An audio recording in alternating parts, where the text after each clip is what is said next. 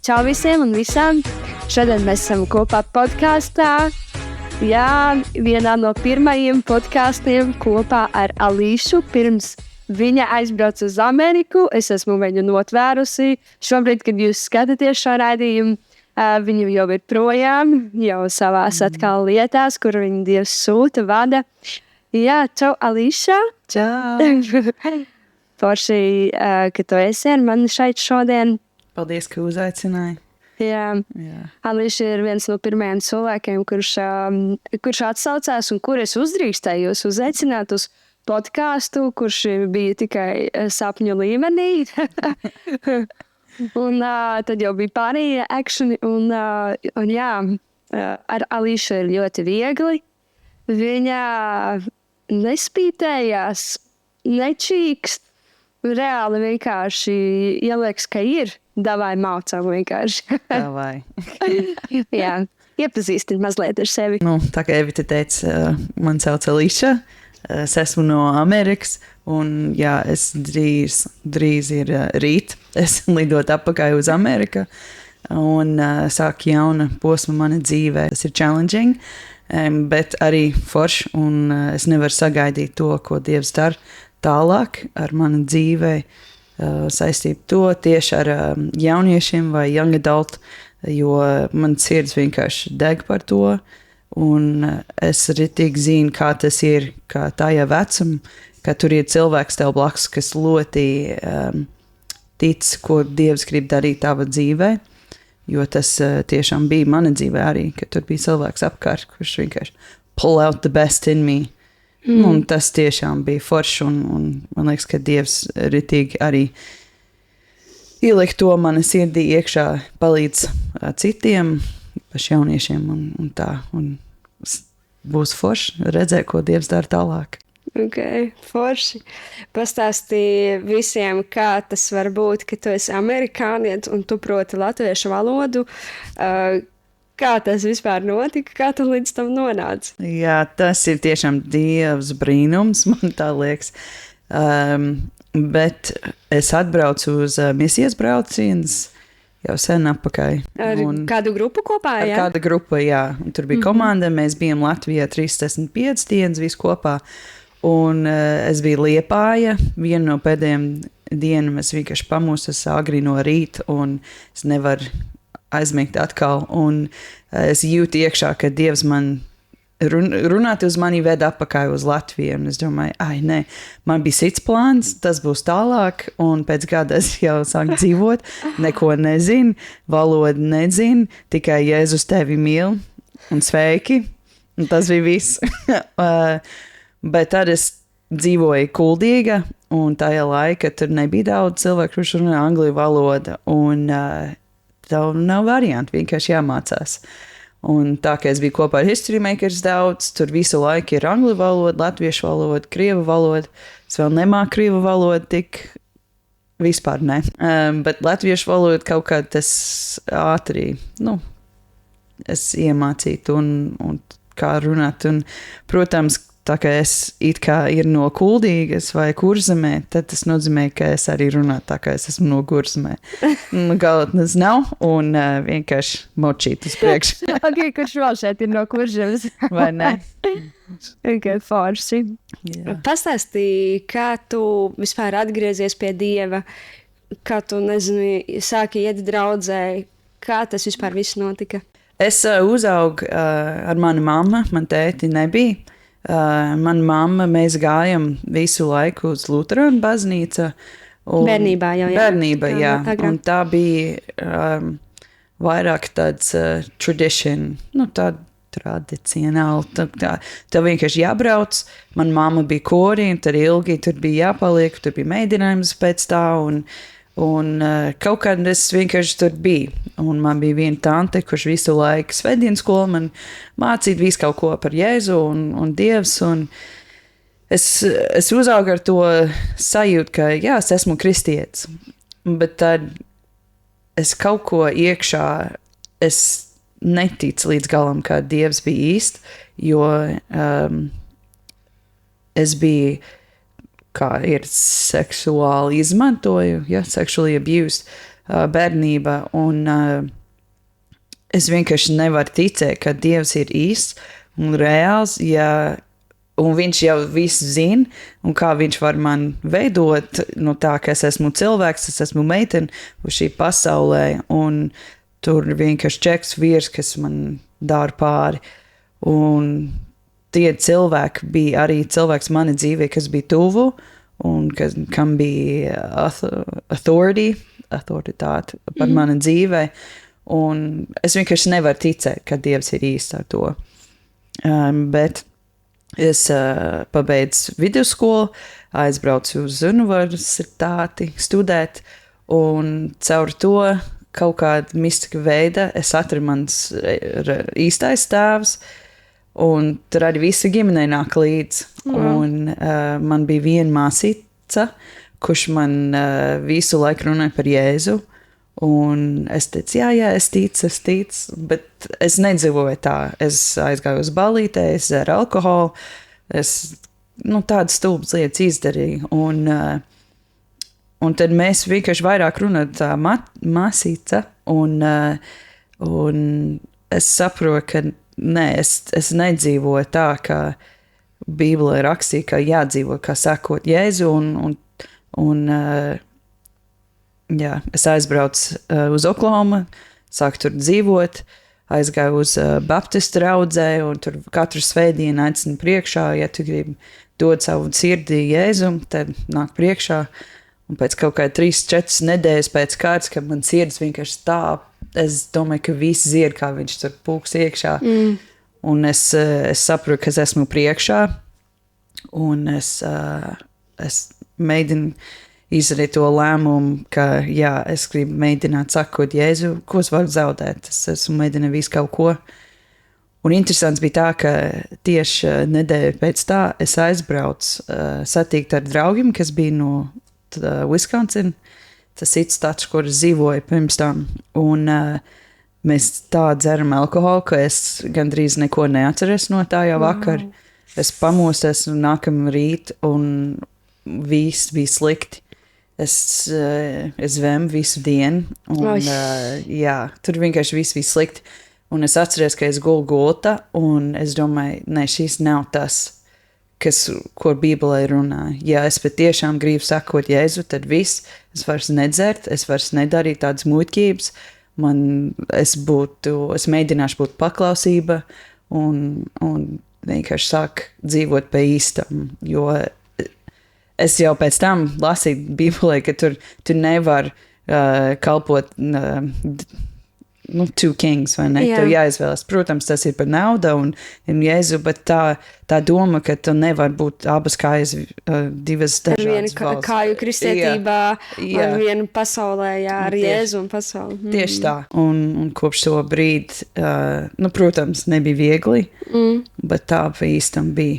Tā kā es teicu, viss, Jēzus, es tev sakot, vienalga ved man vienalga, kur tu gribi, jo es zinu, ka ar tevi ir labāk nekā bez tevi. Tad tu no tās dienas viss, tu vairs nekad nedzēri? Wow, jā. Un tā kā tu ar to cīnījies, ja tev bija tāds, tu pieņēmi lēmumu un tev tas bija viegli? Kā tas bija? Man liekas, ka tas bija viegli, bet arī tāpēc es dzīvoju pilnīgi cita pilsēta, pilnīgi cita stāsts, projām draugi. Cita draugi, kurš vispār nedzert, un ar dzeršanu nebija tā tik grūti, tik vajag. Arī, man liekas, ka es arī to izdarītu vairāk, jo viss man apkārt to izdarīt. Un vienkārši ir vieglāk dzert līdz nekā nedzert, ja? Bet īstenībā man negaršoja, tā, ka nebija garšīgs, es neizbēlu. Jā, tas bija tāds fun, un es nebiju pārliecināta? Jā, par sevi. Un ja tu dzer tas alkohols, tad tev pilnīgi vienalga, viss ir labi. Bet īstenībā tā sajūta ir, tu esi tukši iekšā visu laiku. Un es negribēju to sajūtu atkal.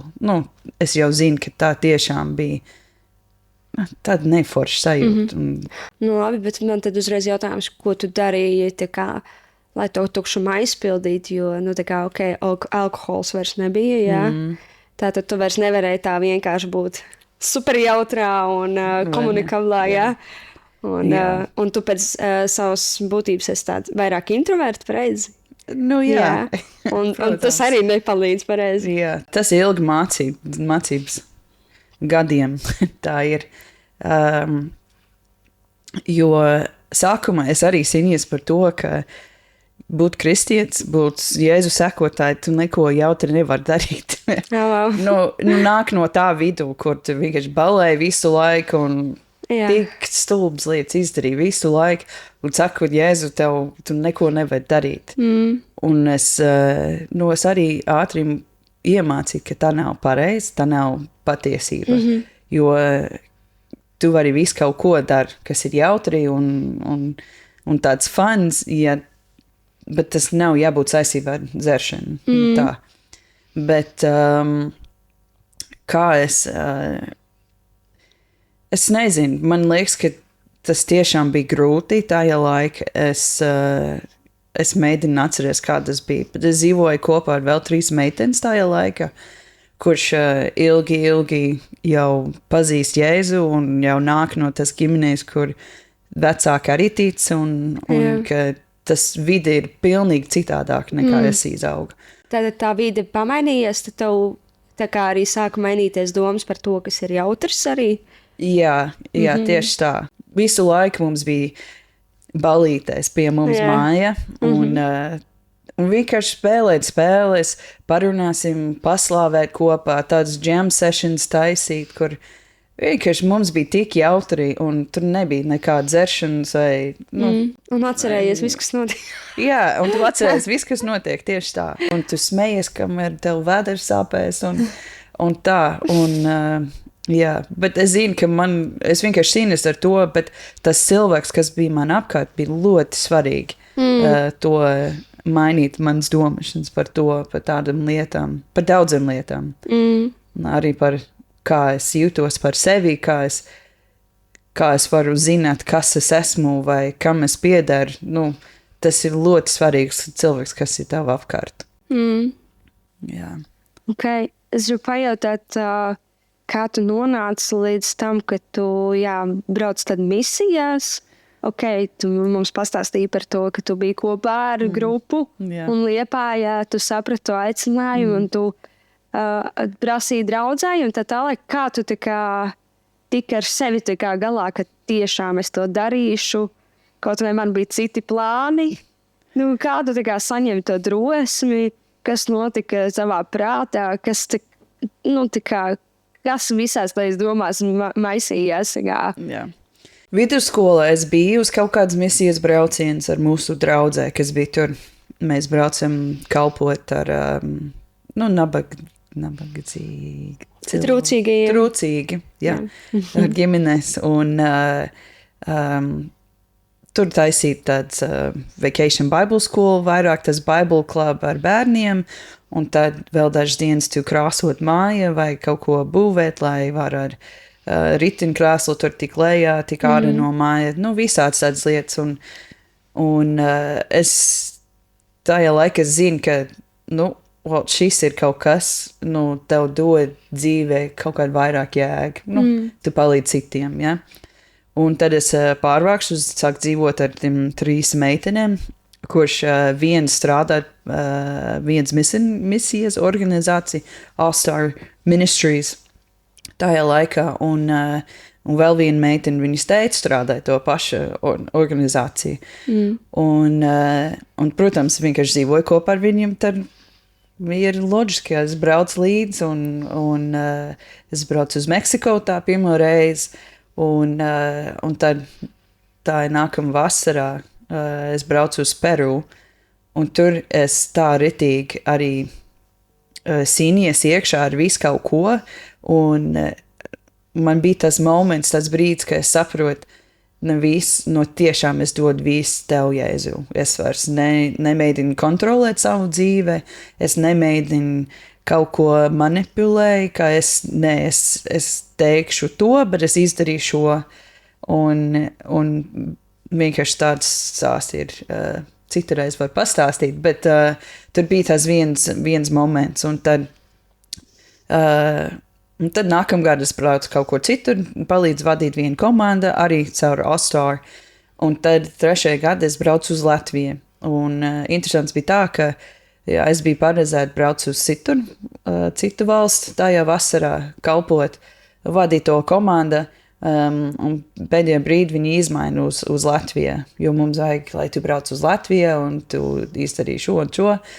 Un tik interesants, kā Dievs viss sakārto tā, ka es biju Latvijā, un tad Liepāja Dievs runāt ar mani, jo tu brauc atpakaļ. Bet es tajā laikā jau mēģinu izdarīt visu, lai es braucu uz Peru uz 1 gadu, vienkārši tur kalpot.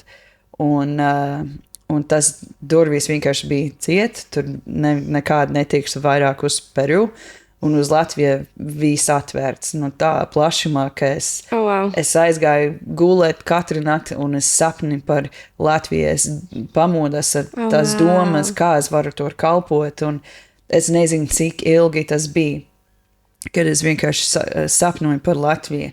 Es domāju, ok, Dievs, es izdarīšu kaut ko ar to. Tajā kad marts nāk, tajā nākamā gada, es atbraucu viena pati uz Latviju. Es nekad esmu biju ārā no Amerikas viena pati, tikai ar komandu. Un tas sajūta, ka es staigātu par kuldīgi, tas sajūta, ka es biju iekšā, bija tāds tik miers, un es jūtos kā mājās. Un tā nekad nav, es neatceros citu reizi, ka man bija tā sajūta, ka es staigāju viena pati kaut kur, un es vienkārši zinu, ka es esmu mājās. Un es atceros, ja jūs arī History Makers kaut ko dzirdēja man liecību, kas bija, es runāju, ka es nezinu valoda, es nezinu, kur es biju, un es atceros, ka es atbraucu uz Rīgu, un kāds man teica, tev kāp ārā no autobusa, un tev jāiet šitā virzienā, un pagriez. Un es domāju, bāc, kā es šis viss atcerējos. Un tiešām es kāpu. Es neatceros. Es kāpu ārā no autobusa, un es vienkārši teicu, Dievs, es zinu, ka tu esi ar mani. Un tā tik viegli, tā kā gaisma vienkārši spīd, kur man jāiet tālāk. Un caur to es vienkārši saprotu, ja Dievs man ved atpakaļ uz Latviju. Tajā brīdī tu nodzīvoji 2 gadus, jā? Es jau domāju tā. Un 7 gadus vēlāk. Es tu plānoji tikai 2 gadus, un tad tas sanāca 7. Un... Tieši tā. Un tad viss kopā tas bija 7 gadi, kad es dzīvoju Latvijā. Un es aizbraucu mājās, un kaut kur tur es sajūtu, tas bija 2019. Tas gads bija 2019, un es atceros, ka es biju mājās 3 mēnešus. Es domāju, labi, es braukšu mājās, jo 7 gadi ir ilgi, un mana mamma dzīvot Wisconsin, visi mani draugi, man pieaugša dzīve ir Oklahoma, tas nav tuvumā. Tas ir ar mašīnu, tev jābrauc 11 stundas, ja?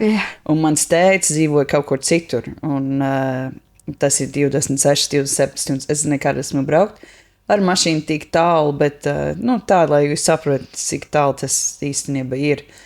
Un katru reizi, kad es braukšu mājās, tad bija pa īsti tas laiks. Un es domāju, es braukšu mājās 3 mēnešus, tur bišķiņ atpūsties, brauc ciemos pie ģimenei, pie draugiem.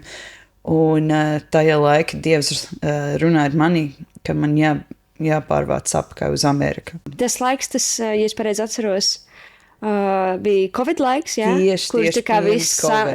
Tieši pirms. Jā. Un, ja mēs atceramies, tur bija ļoti daudz visādi sarežģījumi vispār saistībā ar Covid. Un tev Dievs tieši pirms tam, tā kā klauvēja, ka jābrauc apakaļ. Tieši tā. Un es pilnīgi nesaprotu, jo man tas sajūta iekšā bija, ka man jāpārvāc uz Liepāju un palīdzēt Dieva mājas Liepāja draudzē ar jauniešiem. Jā. Un viss bija, tāds plāns jau bija sāk ripot uz priekšu, tā, ka es jau 1 reizi mēnesi jau aizbraucu tur kalpot. Es nezinu, cik mēneši tur bija, bet visi jau bija iesākti, var to teikt. Un tad, kad es saprotu, ka Dievs runā mani, tev jāpārvāc apskaļ uz Ameriku, es domāju, bet kāpēc tiešām, vai tiešām es ir pareizi? Un tad es atbraucu janvārī, tur bija History Makers konference tajā gadā, visi pateica, see you later, tā, čau visiem, un tad man liekas, ka nedēļu vēlāk vai 2 nedēļas vēlāk, tad viss sākās ar Covid. Un tā, ja jūs atceries, kā tas bija ar Covid, tur nekas nebija. Jā, viss bija ciet, nevarēja pulcēties. Es būtu viena pati mājās 2 gadu pēc kārtas, tā. Jā. Tā nav forša, un Dievs vienkārši man sargā, un tajā laika viņš arī daudz izmaina man iekšā sirdī un dziedināt, ko man vajadzēja. Pirms viņš man veda atpakaļ uz Latviju. Un tad tu tos 2 gadus tu biji atpakaļ mājās, jā? Kāpēc tu atbrauc atpakaļ? Uz Latviju? Jā. Tā kā tev Dievs jau teica, ka tu brauksi atpakaļ, vai arī tā kā... Nē. Es jau domāju, ka es braucu atpakaļ uz Ameriku, tas ir viss. Man vajadzēja vienkārši slam the door shut on Latvijā, tur vairs nebūs. Un man liekas, ka man vajadzēja, jo ko Dievs grib darīt mana sirdī tajā laikā, kad es biju Amerikā, man vajadzēja vienkārši, tur nav iespēja braukt atpakaļ uz Latviju.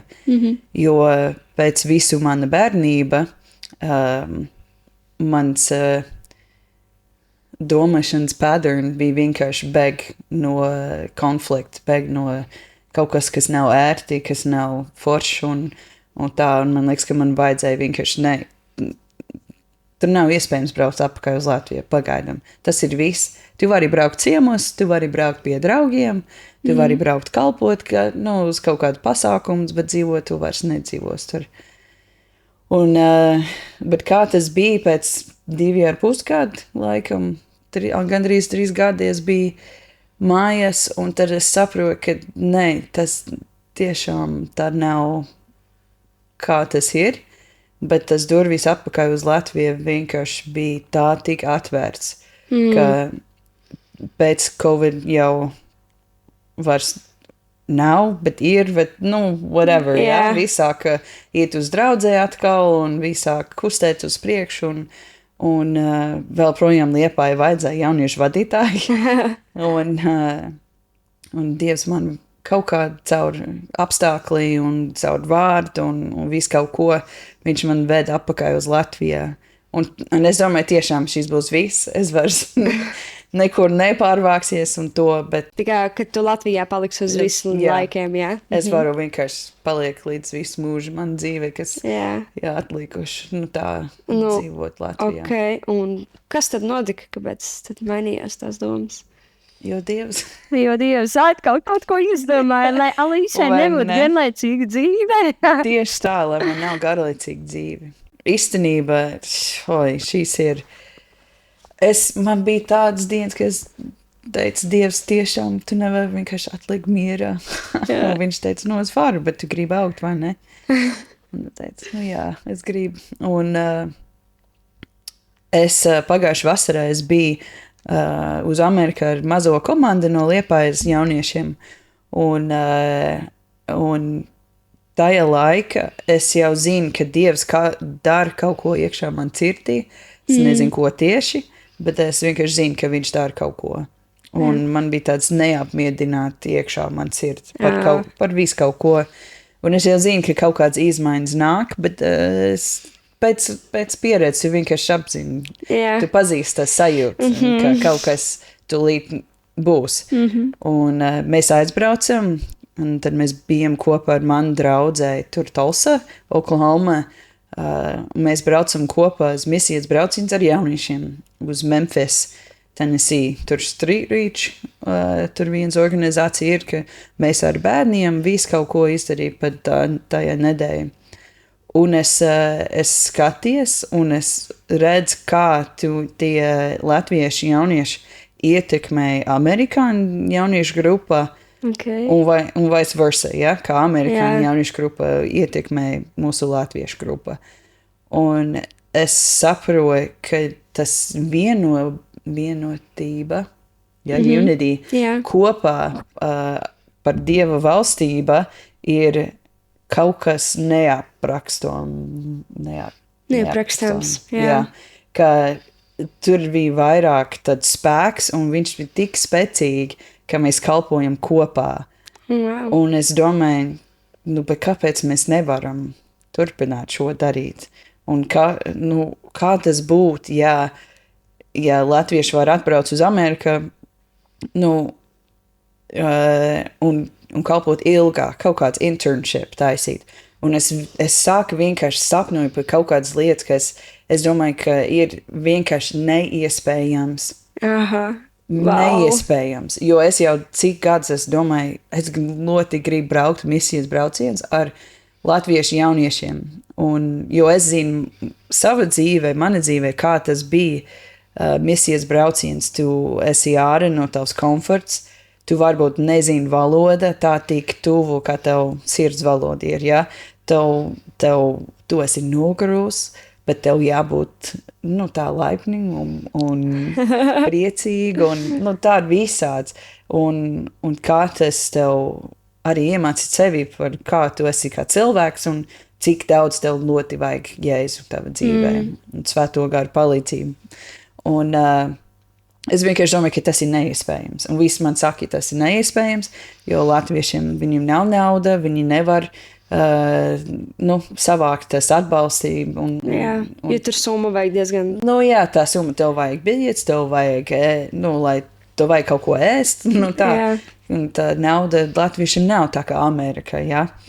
Bet tad es vienkārši redzu, kas notiek. Un interesants ir, ka amerikāni, īpaši Oklahoma, ja tu esi kristietis, tas īsti nenozīmē, ka tu patiešām cekot Jēzu, vai tu lasi Bībeli katru dienu.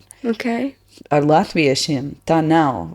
Būt kristieti nav tāds kultūra iekšā, vai ne? Tu vari iedzīvoties tā, it kā tā būtu tev vienkārši, man patīk kristīgs dzīvesveids, vai tāpat kā veselīgi ēst, man patīk kristīgs dzīvesveids, es eju uz draudzi, jo baigi, ir.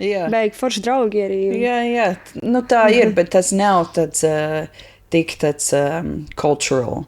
Īpaši, ja tu esi jaunietis, un tev ir 15, 16 gadu, teic, es ticu Jēzu, tu jau zini, ka tu kaut ko pie sevis jau domāji, vai tiešām es ticu vai ne? Jā, es ticu. Ok, mēģināsim. Un es vienkārši redzu, kā tas ietekmēja. Un caur to Dievs vienkārši sāk visu kaut ko man rādīja, ka šis ir iespējams, jo ar Dievs viss ir iespējams. Un tāpēc viņš man likt braukt apkārt uz Ameriku, kalpot, sāk jaunu organizāciju, Kingdom Leaders, dibināja, un viss jau iet uz priekšu, un tas ir lai tur būs vairāk tāds sadraudzība. Uzreiz var to jautāt, kādi jaunieši vai kurš tad varēs braukt un kā tas vispār būs iespējams? Varbūt kāds no mūsu skatītājiem un klausītājiem reāli jau trīc sirds, es gribu, es arī gribu. Vai ne? Jo tur viss ir tikai sākums. Pagaidām ir tā, ka tas pagaidām visi cauri laikam Dieva mājās, jauniešu grupas un tad, protams, mūsu South Community Church, kas ir Tulsa, Oklahoma. Bet, grib zināt vairāk informāciju, vai tiešām, tur būs tāds process, kā saprot, jo es saprotu, ka visi grib braukt uz Ameriku, vai ne? Yeah. Bet vai tiešām tev Dievs aicināt uz to, tas ir cits jautājums.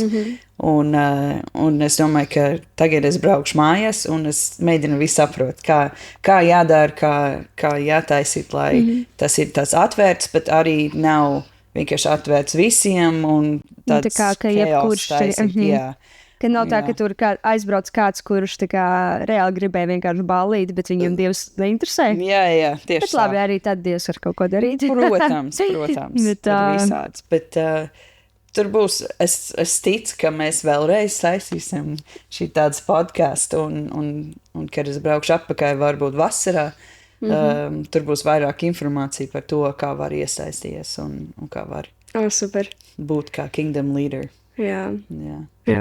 Labi, es domāju, ka mēs šo epizodu noslēgsim, bet mēs kopā noteikti uztaisīsim vēl vienu epizodu, pirms to aizbrauc projām.